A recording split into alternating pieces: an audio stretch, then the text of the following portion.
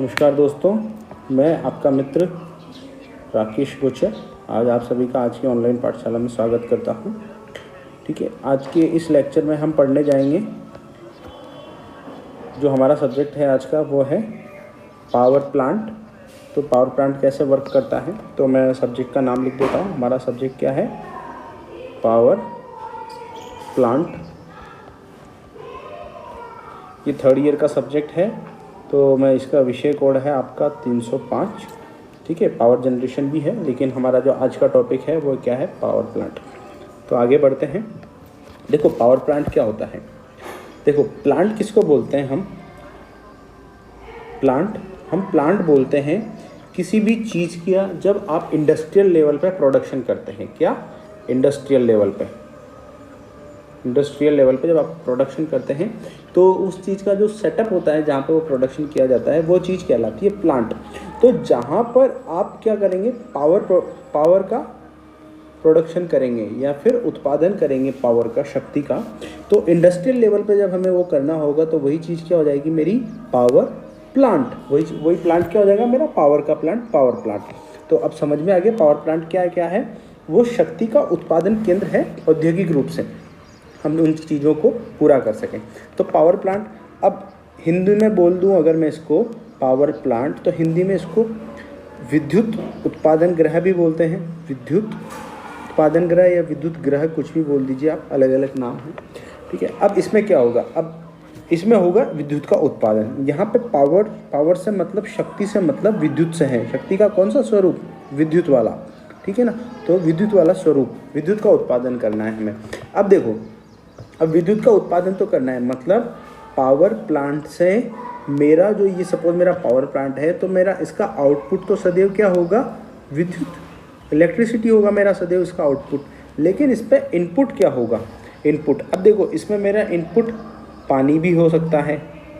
ठीक है, इनपुट मतलब एनर्जी। यहाँ पे एनर्जी जो निकालूंगा मैं विद्युत के रूप में निकालूंगा, और यहाँ पे इनपुट से मतलब एनर्जी मैं किस स्वरूप में दूंगा?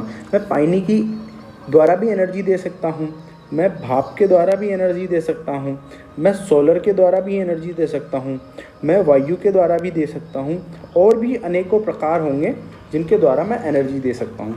तो जिस भी स्वरूप से मैं एनर्जी का ट्रांसफ़र पावर प्लांट में दूंगा और उस विद्युत उत्पादन करूंगा, उस पावर प्लांट का नाम उसी के आधार पर तय किया जाता है।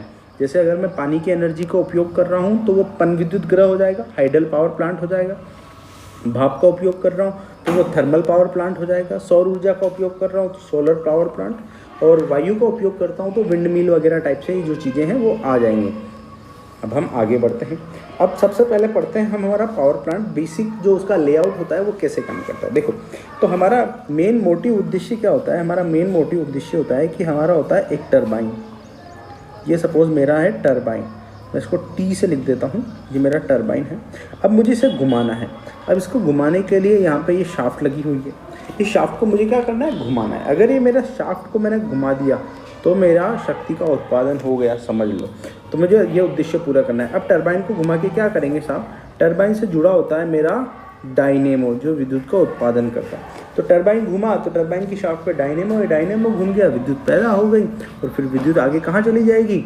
इलेक्ट्रिक जो अपने पोल होते हैं उनके माध्यम से ये वितरित कर दी जाएगी। अब ये जो टरबाइन को घुमाने वाला खेल है ना, ये ही सबसे बड़ा खेल है। अब इस टरबाइन को घुमाने के लिए हम क्या चीज़ काम में ले रहे हैं, अब ये तो समझ में आ गया।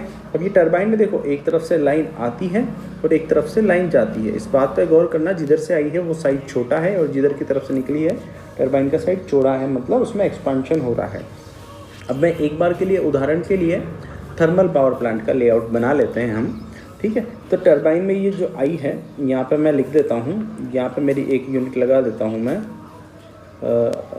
यहाँ पे हम बना लेते हैं बॉयलर। ये मैंने बॉयलर बना दिया। ठीक है, अब बॉयलर में आ गया तो यहाँ पे क्या हो गई? यहाँ पे आ गई स्टीम, भाप। अब भाप आई, भाप निकल गई। फिर मैं यहाँ पे बना देता हूँ कंडेंसर ने क्या किया? हीट रिजेक्ट कर दी।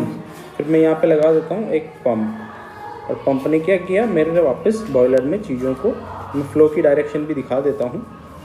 ठीक है, अब ये बेसिक सा मेरा लेआउट हो गया पावर प्लांट का। ये डायनेमो या जनरेटर कुछ भी बोल सकते हैं हम इसे। अब देखो, अब यहाँ से शुरू करते हैं हम बॉयलर से। पानी बॉयलर से पंप के थ्रू बॉयलर में गया, ठीक है। अब बॉयलर में जाने के बाद क्या हुआ, बॉयलर में इधर से आई हीट जाएगी ना भाई, क्यों, हीट देंगे तभी तो पानी गर्म होगा। तो हीट दी तो जो अंदर की पानी था वो काई में कन्वर्ट हो गया, भाप में। ये भाप ट्रेवल करती हुई कहाँ पे पहुँची साहब, टरबाइन में। अब ये हाई प्रेशर स्टीम जब टरबाइन को घुमा के निकलती है तो लो प्रेशर स्टीम हो जाती है, उसका और प्रेशर और टेम्परेचर भी ड्रॉप हो जाता है। तो ये जो ग्रीन कलर में आपको दिखा, इस समय तो क्या है, मेरा वेपर फेज चल रहा है, ठीक है। अब वेपर फेज के बाद कंडेंसर क्या करता है, कंडेंसर करता है मेरा हीट को रिजेक्ट, ठीक है ना, कि इसमें से उसने हीट रिजेक्ट कर दी एटमॉस्फेयर को। तो ये जो भाप थी ये काई में बदल गई पानी में। तो अब ये येलो लाइन बना रहा हूँ मैं, ये है लिक्विड फेज, तो ये पानी में निकल गई। अब ये पानी, ये पंप जो होता है ये इस पानी को पंप आउट करता है, इसको पंपिंग करता है ताकि ये बॉयलर में चला जाए। अब बॉयलर के लिए पंपिंग क्यों करनी पड़ी, बॉयलर के लिए पंपिंग इसलिए करी क्योंकि देखो बॉयलर में जो स्टीम है वो बहुत ज़्यादा हाई प्रेशर पे है। अब हाई प्रेशर के किसी भी वेसल में अगर आपको कोई फ्लूइड एंटर करवाना है तो उसका फ्लूइड का प्रेशर उस वेसल के प्रेशर से ज़्यादा होना चाहिए ना, तभी तो अंदर जा पाएगा, ठीक है भाई। अगर दो टंकियां हैं, एक का पानी ज़्यादा है एक का पानी कम है, और उन दोनों टंकियों में एक बीच में पाइप से कनेक्ट कर देंगे तो पानी किधर से किधर बहेगा, जिधर ज़्यादा प्रेशर है, वाटर लेवल ज़्यादा है, उधर से ही तो कम की तरफ जाएगा।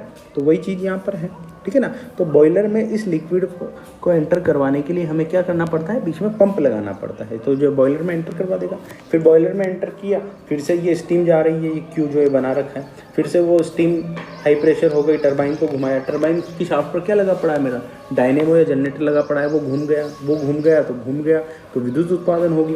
फिर से वही स्टीम निकली लो प्रेशर लो टेम्परेचर की, कंडेंसर से हीट रिजेक्ट हो गई। तो ये सारा साइकिल कैसे में चल रहा है, अपना एक साइकिल में चल रहा है। तो ये तो है अपना क्लोज साइकिल, ठीक है ना। तो आज के लेक्चर में हमने क्या देखा, हमने देखा कि जो अपना थर्मल पावर प्लांट होता है वो किस तरीके से काम करता है। इस थर्मल पावर प्लांट में कई सारे साइकिल काम करते हैं। जैसे अब ये हमने यहाँ पे तो सिर्फ जो अपना वर्किंग फ्लूइड है लिक्विड उसका साइकिल देखा है, लेकिन उसके अलावा बॉयलर है। बॉयलर में स्वाभाविक रूप से आग जल रही होगी, तो बॉयलर में आग जलने के लिए ईंधन भी चाहिए, ईंधन के साथ साथ वायु भी चाहिए, ऑक्सीजन चाहिए कि नहीं चाहिए, तो उसका अपना साइकिल है, ठीक है ना। और ये कंडेंसर में हीट रिजेक्ट हो रही है तो इसके लिए कोई ना कोई मीडियम चाहिए होगा, उसका अपना साइकिल है।